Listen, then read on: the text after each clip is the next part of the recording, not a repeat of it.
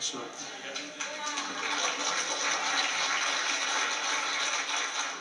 And this is their motto, the eugenics, the foundation of globalists. It's always been the case. We have David Rockefeller on the record stating that 95% of the population needs to go.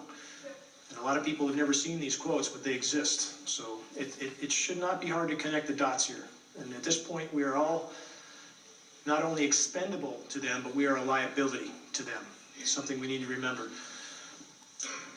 Plankton, the base of ocean food web, in big decline. There's a lot of ways to cool populations. When populations don't have anything to eat, they tend to die off. And right now, plankton stocks globally are about 50% declined.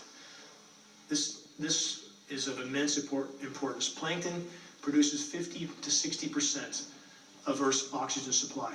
Media is not reporting on this. What do they report on? The CNN, they'll grab some drama out of a hat, of which they probably have 1,000 more just like it. And we'll hear about 1 or 2 dramas for the course of weeks on end, while we have the house literally burning down.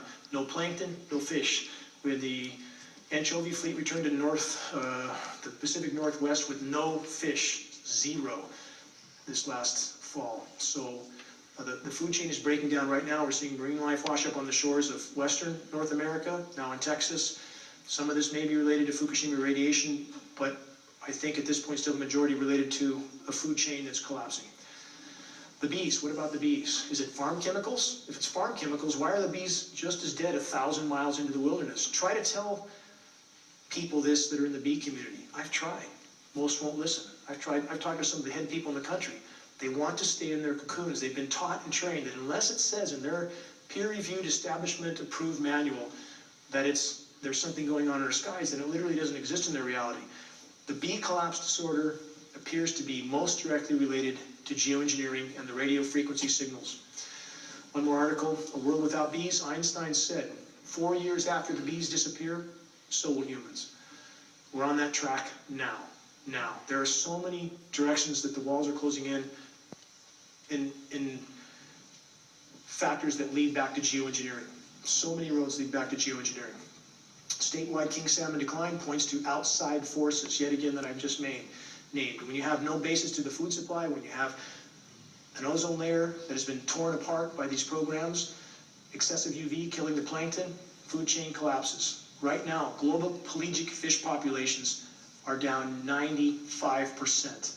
It's not going to be long before there's nothing caught out of the sea. That's hard fact. Species extinction rate.